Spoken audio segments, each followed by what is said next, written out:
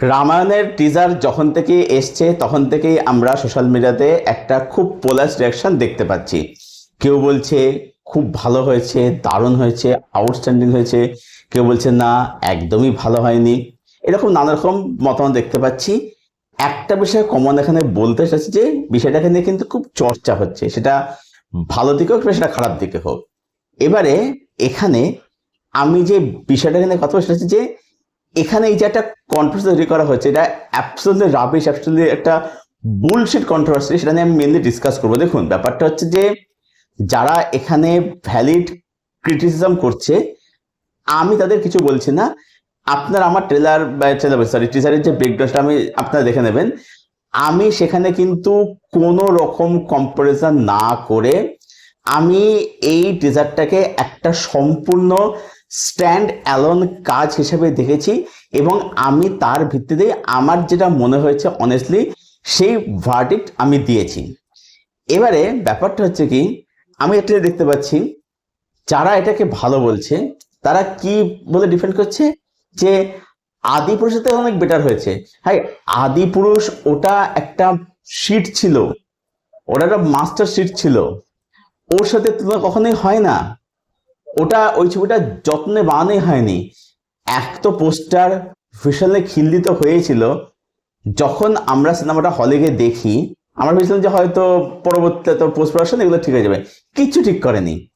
Not only that, শুধু vision নিয়ে নয়, তার স্ক্রিন প্লে রাইটিংও বাজে ছিল। তাও যদি এরকম হতো যে যে ঠিক আছে, তো রাইটিং ভালো হয়েছে, স্ক্রিন প্লে ভালো, ড্রামা এগুলো ভালো ওয়ার্ক করছে, সেটাও তো না। প্রভাসকে দেখে মনে হচ্ছে যে আগে রাত্রিবেলায় প্রচুর মানে ড্রিঙ্ক ফিঙ্ক করেছে, করে কোনো রকমের হ্যাংওভার কাটেনি, নেশা কাটেনি, ওই নেশাগ্রস্ত অবস্থায় সেটা এসে শুটিং করতে রামের সাথে অভিনয় করতে। তাকে থেকে কোনো অ্যাঙ্গেল থেকে রাম বলে মনে হয়েছে হয়নি। ওর পাশে দাঁড় করালে এই টিজারটাকে গোল্ড কেন, ডায়মন্ড স্ট্যান্ডার্ডের বলে মনে হয়, প্ল্যাটিনাম স্ট্যান্ডার্ড বলে মনে হবে। তা আপনি সেটা তুলনা কেন করছেন? তুলনা কখনোই হয় না। এটা হলো একটা দিক। দ্বিতীয় হচ্ছে, আমি দেখছি অনেকে আবার কি করছে, অরুণ গোভিলের সাথে তুলনা করে বলছে যে রণবীর কাপুরের ধারে পাশে আসছে না। দেখুন, ব্যাপার হচ্ছে যে অরুণ গোভিল তিনি আইকনিক, তাকে আমরা রামের মতোই মানে দেখি, তার সেই ইমেজটাই তৈরি হয়ে গেছে। তাকে মানুষ রাম বলে মনে, রামের জীবন রূপ বলে মনে করে। উনি আইকনিক রামের চরিত্রে। কিন্তু তার জন্য তো রণবীর কাপুরের ছোট কথা দরকার পড়ছে না। দেখুন, রণবীর কাপুর সে তার মতো করে করেছে, বা সে একজন দুর্ধর্ষ একজন অভিনেতা। সে যখন অভিনয় করবে, যখন দেখব, তখন যখন তাকে আমরা দেখবো, সে তার মতো করে অভিনয়টা করবে। ঠিক আছে, সে তার মতো করে রামের পোর্ট্রেলটা করবে। তো এখানে তুলনাটা হয় না। আচ্ছা, এইবার আমি যেটা দেখতে পাচ্ছি, আমি দেখছি অনেকে কি করছে, এই এআই দিয়ে, প্রম্পট দিয়ে, কখনো ঋত্বিক রোশন, কখনো শাহিদ কাপুর, কখনো সিদ্ধার্থ মালহোত্রা, বরুণ ধাওয়ান, আরো বিভিন্ন অ্যাক্টরদেরকে মানে রেখে, মহেশ বাবু, এদেরকে ইয়ে করে যে এ রাম হলে বেটার হতো, ও রাম হলে বেটার হতো। দেখুন, প্রথম কথা হচ্ছে যে ওই এআই দিয়ে, প্রম্পট দিয়ে ইমেজ বানিয়ে রিয়েলিটিতে, রিয়েল লাইফে ওরকম ভাবে কাস্টিং কখনোই হয় না। ঠিক আছে, ওরকম কাস্টিং কখনো হয় না। প্রথম কথা হচ্ছে যে রামের চরিত্র যদি বলি, ঋত্বিক রোশন খুব ভালো আসতো, তবে সেটা সেই বয়সটা তার ওনার পেরিয়ে গেছে। ঠিক আছে, রণবীর কাপুরের বয়স অনেকটাই বেশি, তারও 41 বছর বয়স, 41। অ্যাকচুয়ালি অরুণ গোভিল রাম যখন হয়েছিলেন তখন ওনার বয়স অনেকটা কম ছিল। অ্যাকচুয়ালি রামের যে ক্যারেক্টার, রাম হচ্ছে যুবক অ্যাকচুয়ালি, বা সীতা রাম সেটা যুবক যুবতী অ্যাকচুয়ালি এরা। ঠিক আছে, তো অনেকের বয়স সেই একদম এত আসতে অ্যাপ্রোড গেছিল, যার ফলে অনেকে সুন্দর মানিয়ে গেছিল আর কি। রণবীর বয়স অনেকটাই বেশি, ঋত্বিক আরো বেশি। ঋত্বিক রামের চরিত্র খুব ভালো আসতো যখন বয়সটা আরো অল্প ছিল। এখন নেই, আজ থেকে বছর 20 বছর, 25 বছর আগে তখন তাকে হলে ভালো আসতো। এবার আমি আসলে বুঝি না, বাকিদের কথা কি করে আসছে। সিরিয়াসলি মহেশ বাবুকে খুব ভালো নাম আসতো, দারুণ আসতো। ইনফ্যাক্ট আপনাদের বলে রাখি যে এই রামায়ণটা কিন্তু প্রথমে যেটা রণবীর কাপুর করছে, এটা কিন্তু মহেশ বাবু এবং আলিয়া ভাটের করার কিন্তু কথা ছিল, রাম এবং সীতার চরিত্রে কি। হ্যাঁ, মহেশ বাবুকে অবশ্যই বেটার আসতো, কিন্তু একটা সেখানে আমি বলবো যে অ্যাজ অ্যান অ্যাক্টর মহেশ বাবু কিন্তু খুবই রেস্ট্রিক্টেড। ঠিক আছে, তার কিন্তু কোনো রেঞ্জ ভ্যারিয়েশন সেভাবে কিন্তু নেই। কিন্তু দেখবেন একটা রিল, একটা মিম আছে এটা নিয়ে, যে মহেশ বাবু কামাল হাসান এক জায়গাতে দিয়ে করে আছে। এবার সেখানে মহেশ বাবুর পাশে লেখা হচ্ছে যে যে 1 ক্যারেক্টার ইন 10 ফিল্ম, আর কামাল হাসান লেখা আছে যে 10 ক্যারেক্টার ইন 1 ফিল্ম। ঠিক আছে, তো মহেশ বাবু কিন্তু অ্যাক্টর কিন্তু খুবই অ্যাভারেজ অ্যাক্টর। দেখুন, ব্যাপারটা হচ্ছে যে শুধুমাত্র লুক ওয়াইজ মানালে কিন্তু হবে, তার সাথে যে অভিনয়টাও কিন্তু করতে হয়। রণবীর কাপুর, যে তুমি যে অভিনয় দিক দেখেছি, রণবীর কাপুর অনেক বেশি ভার্সেটাইল, অনেক বেশি একজন স্কিলফুল একজন অভিনেতা। আর আমি এটা বুঝি না, মানে আমাদের এখানে আমাদের দেশে ফিল্ম ইলিটারেসিটা এত বেশি, আমি এটা বুঝতে পারছি না যে মানে এটা মানুষের আসছে কি করে। শাহিদ কাপুর রামের চরিত্রে, বরুণ ধাওয়ান, সিদ্ধার্থ মালহোত্রা এরা রামের চরিত্রে, মানে এটা মাথাতে আসে কি করে? দেখুন, শাহিদ কাপুর একজন খুব ভালো অ্যাক্টার, ঠিক আছে? আপনি একবার ভাবুন তো, যে বরুণ ধাওয়ান রামের চরিত্রে অভিনয় করছে, তার সেই যেভাবে কথা বলে, তার যে ডায়লগ ডেলিভারি স্টাইল, শুনলে মনে হয় যে মানে খুব ছ্যাবলামি করছে আর কি, ঠিক আছে? হ্যাঁ, অবশেষে অক্টোবর বলুন, বদলাপুর বলুন, সুই ধাগা, ভেরি, এগুলো সে খুব ভালো পারফরমেন্স দিয়েছে, অবশ্যই দিয়েছে। কিন্তু তার জন্য তাকে আপনি একটা রামের সাথে ইমাজিন করবেন? সিরিয়াসলি, মানে এগুলো জানি না কারা ভাবছে। আচ্ছা, এবারে এই যেটা ন্যারেটিভ তৈরি হয়েছে বলিউড ভার্সেস সাউথ, যে কেউ বলছে যে যারা মহেশ বাবুর ফ্যান তারা বলছে মহেশ বাবু বেটার আসবে রামের চরিত্রে বারাণসীতে। আহ, যারা প্রভাস ফ্যান, যে তাদের বসে তো ট্রোল হয়েছে, ওটা ট্রোল কমেডি ছবি ছিল অ্যাবসলিউটলি, তারা বলছে বসে ওরা বেটার ছিল। দেখুন, ব্যাপারটা যা মহেশ বাবুর কথা বললাম, প্রভাসও অ্যাজ অ্যান অ্যাক্টার খুবই রেস্ট্রিক্টেড, খুবই লিমিটেড একজন অ্যাক্টার, খুবই অ্যাভারেজ একজন অভিনেতা। বাহুবলীতে তাকে এক্সট্রা অর্ডিনারি লেগেছিল বিকজ তার ক্রেডিট হচ্ছে রাজামৌলির। রাজামৌলি তাকে কেমনভাবে প্রেজেন্ট করেছিল, সেখানে জিনিসটা দেখতে আপনার ওরকম লেগেছে। কই প্রভাস তার পরবর্তীতে সেইভাবে সাইন করেনি, একমাত্র কালকে এবং সালার বাদ দিয়ে। কারণ কালকে ডিরেক্টর নাগ আসছেন, ভালো ডিরেক্টর একজন, আর সালারের ডিরেক্টর যে প্রশান্ত নীল, যে যারা প্রভাসকে ভালো করে প্রেজেন্ট করেছিল। দেখুন, প্রভাস এমন একজন অ্যাক্টার, ও ভালো ডিরেক্টর না পেলে কখনো নিজে থেকে শাইন ও করতে পারে না, কারণ ওর অ্যাক্টিং এর সেই রেঞ্জটা নেই। এই যে আদিপুরুষের প্রভাসকে দেখতে ওরকম কেন লাগছিল, তাকে ডিরেক্টর কোনো ভিশন ছিল না, তাকে ওরকম ভাবে প্রেজেন্ট করা হয়েছিল। রাধেশ্যাম কেন চলেনি? কারণ রাধেশ্যাম এই ডিরেক্টর থেকে প্রেজেন্ট করতে পারেনি, সেটা হয়নি। যদি রাধেশ্যাম একটা লাভ স্টোরি ছিল, তাকে সে প্রেজেন্ট করতে পারেনি। ব্যাপারটা হচ্ছে এখানেই। তো প্রভাসের অরা যত বেটার হোক না, অবশ্যই বেটার, রণবীর কাপুর থেকে সে যে অরা সেটা বেটার, ঠিক আছে? কিন্তু ব্যাপারটা হচ্ছে সেই অরাটা কিন্তু এইখানেই হবে না। এই যে বলা হচ্ছে যে রণবীর কাপুরের অরাটা নেই, এখানে যে অরাটা দরকার সেটা হচ্ছে ডিভাইন অরা। আপনি অরুণ কাপুরের ফেসটা দেখুন, কেন অরুণ কাপুর আমাদের মনে গেঁথে রয়েছে। তার কারণ হচ্ছে যে অরুণ কাপুর যেটা করেছে সেটা হচ্ছে যে ওই সৌম্য ব্যাপার ছিল, ওই সৌম্য ব্যাপারটার মধ্যে দিয়ে উনি কিন্তু একটা ডিভাইন অরা কিন্তু তৈরি করেছেন আর কি, ওটা মানে উনি চরিত্রের মধ্যে এনেছিলেন আর কি। এখানে ওই সোয়াগ বলা আমার এখানে কিন্তু লাগবে না। এখন যদি আপনি যে দেখানো হয় যে ভাই রাম ওরকম স্লো মোশন এরকম ওই মা সিটের মধ্যে হেঁটে আসছে, ওটা রামের সাথে যায় না। রামের যে চরিত্র বর্ণনা আমরা পড়েছি শ্রীরামচন্দ্রের, সেটা হচ্ছে অনেক বেশি ধৈর্যশীল, চিন্তাশীল, শান্ত মনস্ক একটা চরিত্র, ঠিক আছে? যে যুক্তি দিয়ে ভাবে, বিশ্লেষণ করে, বিচার বুদ্ধি এ করে, সেটা হচ্ছে রামের চরিত্র। তাকে এরকম ভাবে দেখালে হবে না, ওখানে দেখা যাচ্ছে ডিভাইন অরা। ওই মহেশ বাবু বা প্রভাসের যে অরার কথা বলা হচ্ছে, ওই অরা, প্রভাসের ওই অরা, বাহুবলীর ওই অরা, এখানে যদি বাহুবলীর রামায়ণের রেফারেন্স, মহাভারতের রেফারেন্স অনেক দেখতে পাওয়া গেছিল, বিশেষত মহাভারতের আমার একটা ব্রেকডাউন রয়েছে মাছের রেফারেন্স নিয়ে আর কি। তো ওই অরা কিন্তু এখানে কিন্তু দিলে হবে না, কিন্তু এটা বুঝতে হবে। আদিপুরুষে দেখুন না, যে আদিপুরুষের প্রভাসের যে মানে ফেসিয়াল যে এক্সপ্রেশন ছিল, সবসময় রেগে আছে। ভাই রামের চরিত্র এরকম রাগে, রামের মুখ মানে সৌম্য শান্ত, সে অরাটা যে ওটা যে ডিভাইন অরা বলে ওটাকে। ওই সোয়াগ বলে, ওই হেঁটে আসছে স্লো মোশনে, ওই সব ওরা এখানে কিন্তু ইয়ে হবে না, ঠিক আছে? এখানে চলবে না। যাই হোক, তো এটা গেলিয়ে তারপর এই যে একটা বিতর্ক হচ্ছে, এটা ইয়ে হচ্ছে যে বারাণসী ভার্সেস রামায়ণ। দেখুন, ব্যাপারটা হচ্ছে যে বারাণসী স্পেশাল আমি দেখেছি, আমি ভিডিওর বানাকে দুটো ভালো করে দেখলাম। ব্যাপারটা হচ্ছে যে অবভিয়াসলি বারাণসী স্পেশাল দেখতে অনেক বেটার লাগছে, আর সেখানেও এআই ইউজ করেছে, বা সেগুলো অনেক বেশি প্রিমিয়াম এআই ইউজ করেছে, তার বিষয়ে ভালো লাগছে। এবং যেটা মেন সেটা হচ্ছে যে মানে যদি খামতি থেকেও থাকে, জানি বারাণসী বলে, রামায়ণ বলে, এগুলো সবই পোস্ট, এগুলো সব পলিশ হবে, আশা করছি আমরা পলিশটা কন্টেন্ট দেখতে পাবো। এবার ব্যাপারটা হচ্ছে যে ওখানে কি যায়, বারাণসী থেকে হচ্ছে ওখানে কিরাবানি এমন একটা বিজিএম তৈরি করছে, রা রে রা, এই যে মিউজিকটা তৈরি করছে, রা, এই যে করছে মিউজিকটা তৈরি করছে, ওটা না আলাদা গুছন দেয়, ওটা একটা মানে কি বলে, গায়েটা কাঁটা দিচ্ছে ওটা শুনে আর কি। ওই মিউজিকটা কিন্তু দারুণ এলিভেট করছে।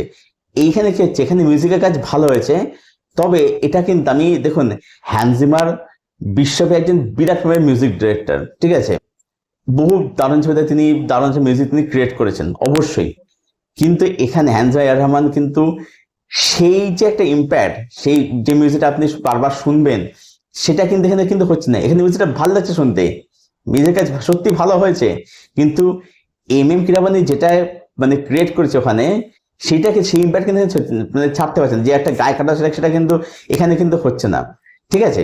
তো ব্যাপার হচ্ছে এখানে আর একটা জিনিস দেখুন, ব্যাপার হচ্ছে যে আমি জানি যে লুক ওয়াইজ মানানোর দিক থেকে মহেশ বাবুকে বেটার আসবে, এবং যেহেতু মহেশ বাবু রাজেন্দ্র হাতে পড়ছে, আমি আশা করবো যে তিনি মহেশ বাবুকে দিয়ে অ্যাক্টিংটা করিয়ে নিতে পারবেন। প্রভাসকে দিয়ে করেছেন, মহেশ বাবু দিয়ে সেটা করে নিতে পারবেন বলে আমি আশা রাখছি। যদি মহেশ বাবু একটা খুবই লিমিটেড অ্যাক্টার, তবুও দেখা যায় তাকে যারা প্রেজেন্ট করছে, যে ওই যে শাড়ি পেটে আসছে দেখতে দারুণ লাগছে। এর ব্যাপার হচ্ছে যে আমি যদি মহেশ বাবুকে বেটার লাগবে দেখতে রাম হিসাবে, বা ওখানে ভীষণ বেটার, সেটা আমি বুঝতে পারছি, আমি বারাণসী গিয়ে যাচ্ছি, কিন্তু তার মানে এটা নয় যে আমি সেটার জন্য রামায়ণকে অহেতুক ছোট করব, বা আমি সেখানে রণবীরকে অহেতুক ছোট করব, এই জিনিসটা এখন হয় না। আমি জিনিসটাকে বা আপনি জিনিসটাকে একদম স্ট্যান্ড অ্যালোন হিসেবে ক্রিটিসাইজ করুন রামায়ণকে, বা বারাণসীকে স্ট্যান্ড অ্যালোন হিসেবে এগিয়ে রাখুন, যে আমার বেটার লাগছে দেখতে। আর একটা সেটা হচ্ছে যে নীতিশ যে বাংলাদেশ যেটা রণবীর যেটা করছে, ওটা হচ্ছে একটা পুরোপুরি রামায়ণ, আর বারাণসীতে হচ্ছে রামায়ণের একটা অংশ দেখানো হবে। তো তুলনাটা আসে কি করে? ওখানে বারাণসীতে 25-30 মিনিটের আধ ঘন্টার মধ্যে একটা পোর্শন যেটা রামায়ণকে নিয়ে কেন্দ্র করে সেটা দেখানো হবে। তুলনা কখনোই হয় না এখানে, তুলনা কোনো দিক থেকে হয় না। যেমন ধরুন আমি এখানে বলছি রামায়ণের ক্ষেত্রে আমি যে সমালোচনা করেছিলাম, আমি বলেছিলাম যে ওই প্রথম যে দুটো শট, যে এটা পাখি না কি উঠছে, ওইটা দেখতে ভালো লাগছে না, ওখানে ভিজুয়ালটা মানে পলিশ লাগছে না। এবার আশা করবো যে ফাইনাল পোস্ট প্রোডাকশনে সেটা ঠিক করা হবে, এটা আমি আশা রাখছি আর কি। বা যখন আমরা সিনেমা দেখবো তখন আমরা একটা পলিশ কন্টেন্ট দেখতে পাবো। আর ওই যে বড় রাক্ষসের যে শটটা, ওই রাক্ষসটা দেখতে পুরো ভালো লাগছে না, ঠিক আছে। দেখুন ব্যাপারটা হচ্ছে যে আজকের দিনে দাঁড়িয়ে ওই হে হা হা হা হা হা হা ওরকম রাক্ষসের পোর্টাল কিন্তু এখন আর চলবে না। এই যে রাক্ষস যেরকম খুব হাসতো আর কি, ওরকম পোর্টাল আজকের দিনে কিন্তু দাঁড়িয়ে কিন্তু করলে কিন্তু হবে না, ওকে। তো সেই জায়গায় দাঁড়িয়ে রাক্ষসকে আপনাকে ওরকম ডেডলি ডিমান্ড দেখাতে হবে। এবার সেটা দেখাতে গিয়ে আপনি যদি এখন তার পোর্ট্রেট যদি ওই হ্যারি পটারের ট্রোলের মতো যদি করেন, বা ওই গেম অফ থ্রোনস বা বলছি যেখানে ধরুন চিকরি চাওয়ালের যে এগুলো থাকে, যেমন তার মতো যদি করেন, যদি মনস্টার পোর্ট্রেল, তাহলে তো সেটা তো দেখতে তো বাজে লাগবে না। দেখুন আপনি একটা সার্টেন ইন্সপিরেশন নিতেই পারেন, ঠিক আছে, কিন্তু সেটাকে আপনি জিনিসটাকে ইন্ডেন্স করে করুন। আসলে ব্যাপারটা হচ্ছে যে এই নমিত মালহোত্রা এই লোকটা এমন সব বড় বড় বাতলা মেরে রেখেছে, এই ভিজুয়ালের দিক থেকে এমন সব সিনেমার কথা বলে রেখেছে, অ্যাভাটার, তারপরে হচ্ছে ডিউন, গ্ল্যাডিয়েটর। এবার ব্যাপার হচ্ছে যে যখন একটা সাধারণ দর্শক একটা কিছু টিজার টেলার দেখতে বসছে, সে তো তার এক্সপেকটেশন লেভেলটা সেই অনুযায়ী সাজিয়ে নিয়ে এসে বসছে। এবার যখন সেটা পাচ্ছে না, সেটা খুব তো উগড়ে দেবেই, সেটা তার যে হতাশা, তার যে রাশটা তো উগড়ে তো দেবেই, কারণ তুমি তো তার মধ্যে এক্সপেকটেশনটা সেই অনুযায়ী সাজিয়ে তুমি রেখেছো, তৈরি করেছো, তার তো সে রাখতে তো হবে সেখানে, কারণ সেটা পাচ্ছে না। এই যে বলা হচ্ছে যে 4,000 কোটি টাকা খরচা করা হয়েছে, ঠিক আছে, এবারে লোকের তো একটা যে অ্যান্টিসিপেট সেটা তো বেড়ে যাবে, সেটা তো হবে, সে তো যাবে যে বিশাল গ্র্যান্ড কিছু হবে। হ্যাঁ, খরচাপাতি অবশ্যই হয়েছে, পুষ্পা শটটা ওটা কিন্তু জেনুইনলি ভালো শট হয়েছে, যে ইয়াস হেঁটে যাচ্ছে ব্যাক শটে দেখাচ্ছে, ওটা সত্যি ভালো শট হয়েছে, ওটা পুষ্পা ডিজাইনটা ভালো করেছে, ঠিক আছে। কিন্তু ব্যাপারটা হচ্ছে 4,000 কোটি টাকা খরচা, সিরিয়াসলি যার জন্য বুঝতে চান মানে রিকভার করা কতটা ডিফিকাল্ট। এই যে কথাগুলো বলছে, এখানে তো লোকের একটা সন্দেহ তৈরি হচ্ছে যে অ্যাকচুয়ালি কি জিনিসটা কি হবে কি না হবে আলটিমেটলি গিয়ে আর কি, ঠিক আছে। ব্যাপারটা হচ্ছে এখানে আমি আগের যে বেগম করি সেখানে বলেছিলাম যে দেখুন ব্যাপারটা হচ্ছে যে অরুণ গোভিলের যে রাম বা যে রামায়ণ ছিল, তার সঙ্গে এর তুলনা হয় না, বা যেটা অ্যানিমে যেটা হয়েছিল লেজেন্ড অফ প্রিন্স রাম, তার সঙ্গে তুলনা হয় না, আবার আদি পুরুষের সঙ্গে তুলনা হয় না, ঠিক আছে। একটা হচ্ছে মাস্টার পিস ছিল, ওগুলো মাস্টার ছিল, এটা আদি পুরুষ মাস্টার শিট, কোনো তুলনা এখানে হয় না, ঠিক আছে। কিন্তু এই মুহূর্তে যেটা দেখছিলাম সেটা কিন্তু বলবো যে এখনো পর্যন্ত খুব প্রমিস জাগাতে পারলো না। হ্যাঁ, কিছু পোর্শন অবশ্যই ভালো, কিন্তু খুব প্রমিস জায়গা তোলেন। হ্যাঁ, ব্যাপারটা দেখুন, আমি ওরকম আগে থেকে একটা প্রি কনসিভ মোশন তৈরি করে থাকবো যে না ছবিটা খারাপ হবে না, আমি সেরকম পার্সন আমি নই। আমি আগে দেখবো যে ট্রেলার গান কিরকম কি রেসপন্স করছে, ঠিক আছে? এখন টিজার এসছে, ট্রেলার আসা বাকি আছে, গান আসা বাকি আছে, সেগুলো কি রেসপন্স করছে, তার সেগুলো কিরকম হচ্ছে, ডায়লগ কিরকম লেখা হয়েছে, ড্রামা নুয়ান্স সেগুলো কতটা ওয়ার্ক করছে, এইগুলো আমি দেখবো, ঠিক আছে? তারপরে যখন আমি ফাইনাল প্রোডাক্ট দেখবো, তখন আমি সেটা বলবো যে না এটা ভালো হয়েছে কি হয়েছে, তখন আমি বলবো। দেখুন ব্যাপার হচ্ছে রামায়ণ মানে, তাই বারবার বলেছি, যেটা আমি আগের ভিডিওতে বলেছিলাম যে রামায়ণ মানে সেখানে হচ্ছে ড্রামা নুয়ান্স, সেখানে ইমোশন, এইগুলো ওয়ার্ক করতে হবে। এটাকে রামায়ণ কিন্তু ভিজুয়াল, কিন্তু শুধু ভিজুয়াল না, হ্যাঁ ভিজুয়াল অবশ্যই দরকার আছে, গ্র্যান্ড অবশ্যই দরকার আছে, কিন্তু সেই ভিজুয়ালটা কখনোই যেন যে ইমোশন, যে নুয়ান্স, যে ড্রামা, সেটা কিন্তু কখনোই ওভারপাস না যেন করে যায়। দেখুন রামায়ণ যে বানিয়েছিলেন বা বিয়াচের মহারাজ যে বানিয়েছিলেন, সেগুলো কিন্তু সেই সময় যথেষ্ট কিন্তু বড় স্কেলেই কিন্তু বানানো কিন্তু হয়েছিল, ঠিক আছে? সেগুলো কিন্তু যথেষ্ট গ্র্যান্ড ফাইনাল কিন্তু বানানো শুট কিন্তু করা হয়েছিল আর কি। কিন্তু ব্যাপারটা হচ্ছে ওই কাজগুলোর মধ্যে ওরা ইমোশনের উপরে এত বেশি জোর দিয়েছিল যে ভিজুয়াল কখনোই কিন্তু সেগুলোকে ওভারপাস করে যায়নি। আমি আশা করবো যে এই রামায়ণের মধ্যে সেটাই যেন হয়, ঠিক আছে? তারপর বাকিটা দেখলে তো বুঝতে পারি যে কি হয়েছে না হয়েছে। আমি আমি আমার অভিনয় দিতে যাবো আর কি, যে ট্রেলার ভিত্তিতে আমি বললাম, গানের ভিত্তিতে বললাম, ঠিক আছে? ডায়লগ সেটার ভিত্তিতে বললাম আমি, ঠিক আছে? যখন ফাইনাল প্রোডাক্ট দেবে তখন তার ভিত্তিতে আমি বলবো আর কি।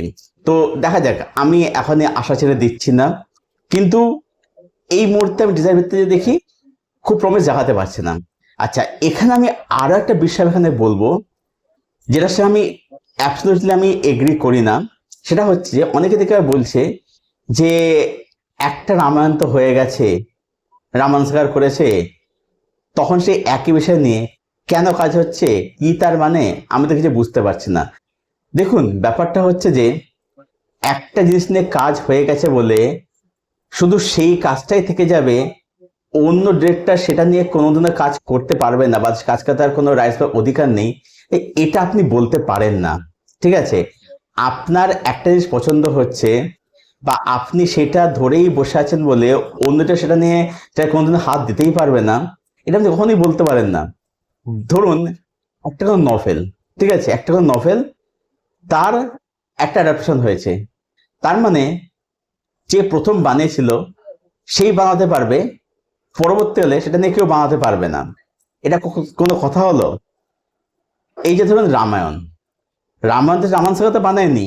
আপনি তেলুগু ইন্ডাস্ট্রি চলে যান, দেখবেন সেখানে যদি একটু খোঁজ খবর করেন, যদি পড়াশোনা করেন, দেখবেন যে সেখানে কিন্তু সিনিয়র ইন্টার্ন, জুনিয়র ইন্টার্নের দাদু আর কি, তিনি কিন্তু একাধিকবার এই রাম বা কৃষ্ণ এসব চিত্রে অভিনয় করেছেন।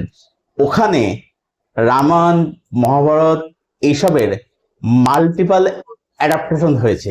তার মানে কি বলবেন যে রামায়ণ বানানোর অধিকার শুধুমাত্র রামায়ণ সাগর রয়েছে, বাকি কেউ কোনোদিন বানাতেই পারবে না? ধরুন একজন ডিরেক্টর, আজকে সে রামায়ণ দেখে বড় হয়েছে, তার একটা ড্রিম, বা মহাভারত বলেছে তার একটা ড্রিম, যে সে বড় হয়ে সে তার নিজের মতো করে সে রামায়ণ মহাভারত সে বানাবে, এটা তার স্বপ্ন হতেই পারে।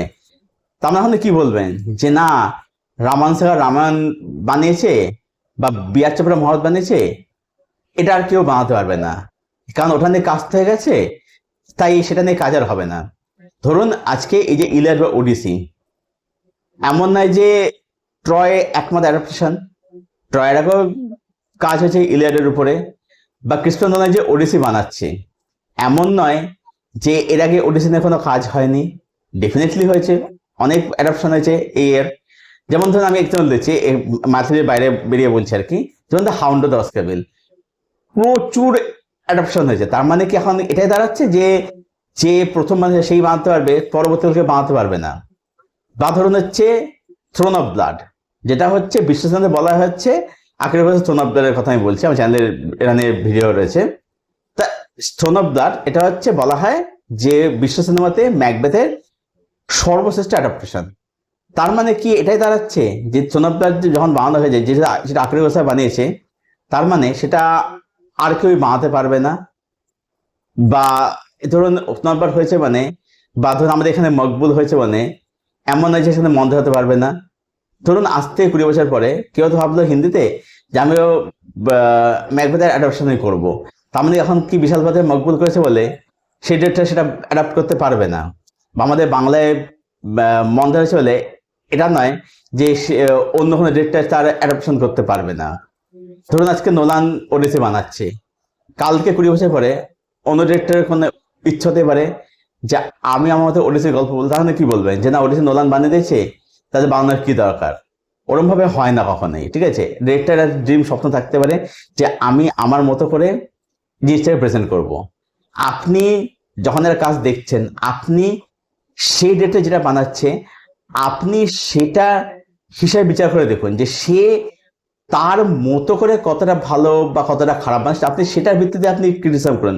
আমি আগের ইয়েতে ব্রেকডাউন মধ্যে একটা কথা সলমান খানের একটা স্টেটমেন্ট আছে রিভিউ নিয়ে আর কি, যে আপনি সেটাই ক্রিটিসাইজ করুন যেটা আপনি নিজের চোখের সামনে দেখতে পাচ্ছেন, ঠিক আছে?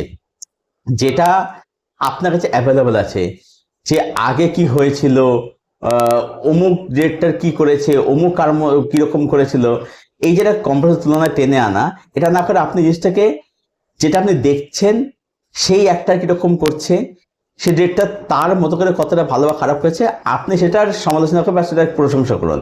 আপনি অন্য ছবি প্রশংসা বা অন্য কাজে প্রশংসা কেন তুলে আনছেন, ঠিক আছে? তো ব্যাপারটা হচ্ছে এখানে যে একটা হয়ে গেছে বলে আপনি একটা জিনিস ধরে বসে আছেন বলে এটা নয় যে সেটা নিয়ে আর কোনো ধরনের কাজ হবেই না। বহু এরকম এসে আমি রামানুবাদ এক্সাম্পল দিলাম, আমাদের রামানুবাদ প্রচুর তো কাজ হয়েছে, ছোট পদ্ধতিতে অনেক প্রচুর অ্যাডাপশন হয়েছে, অনেক কাজ হয়েছে, ইলাস্ট্রেশনে প্রচুর কাজ হয়েছে, বহু নভেলের সেটা মাল্টিপল অ্যাডাপশন হয়েছে, অনেক কিছুই হয়েছে। তার মানে এখন এটা দাঁড়াচ্ছে না যে একদম যেটা হয়েছিল বা যেটা একদম লেজেন্ড বা যেটা একদম আলটিমেট হয়ে দাঁড়িয়েছে শুধু সেইটাই থাকবে, বাকি আর কোনো কিছুই হবে না বা কোনো ডেটা সেটা করতে পারবে না। আমি এইসবের সাথে আমি একদমই এগ্রি আমি করি না, ঠিক আছে? তো যাই হোক, এটাই ছিল আমার ওপিনিয়ন এই পুরো বিষয়টাকে কেন্দ্র করে, যেখানে আমি যেগুলো মানে একদম যেগুলো ভুলভাল যেগুলো ক্রিটিসিজম সেগুলো আমি মানে করা নিন্দা সমালোচনা করলাম। হ্যাঁ অবভিয়াসলি ভ্যালিড যে এগুলো আর কি যে ক্রিটিসিজম সেগুলো আমি সমর্থন করছি, সেগুলো আমি যেও বলেছি আর কি, তার সাথে আমি সম্পূর্ণ এগ্রি করি। তো দেখুন ব্যাপার হচ্ছে চর্চা করুন, কিন্তু চর্চা করতে গিয়ে এই নোংরা বিতর্ক বা এই যে একটা জিনিসকে বড় করতে গিয়ে বা একটা কিছু বড় করতে গিয়ে অন্য জিনিসটাকে ছোট করা, এটা প্লিজ করবে না। চর্চা করুন, আলোচনা করুন, সমালোচনা করুন, যেটা একদম ভ্যালিড ক্রিটিসিজম সেটা করুন, কিন্তু এই একটা জিনিসকে অতিরিক্ত বড় দেখাতে গিয়ে অন্য জিনিসকে অতিরিক্ত ছোট করে দেখানো, এইটা প্লিজ করবেন না। এটাই ছিল আমার বক্তব্য এই পুরো বিষয়টাকে কেন্দ্র করে। এতে আপনাদের কি ওপিনিয়ন সেটা অবশ্যই জানাবেন কমেন্ট করে, আপনাদের প্রত্যেকের উত্তর আমি অবশ্যই দেবো। আর এই ভিডিওটা, এই পুরো আলোচনাটা যদি আপনাদের ভালো লাগে ভিডিওটাকে অবশ্যই লাইক করবেন, শেয়ার করবেন, চ্যানেলটাকে অবশ্যই সাবস্ক্রাইব করবেন। জানি ভিডিওটা অনেকটা বড় হয়ে গেল, 20-22 মিনিটের ভিডিও হয়ে গেল, শেষ অবধি দেখবেন এবং অবশ্যই আপনাদের মূল্যবান মতামত আমাকে কমেন্টে জানাবেন, কমেন্টের উত্তর আমি অবশ্যই দেবো আপনাদেরকে। তো চলুন ভিডিও এখানেই শেষ করছি, দেখা যাচ্ছে পরবর্তী ভিডিওতে। Till then stay well, keep watching good content.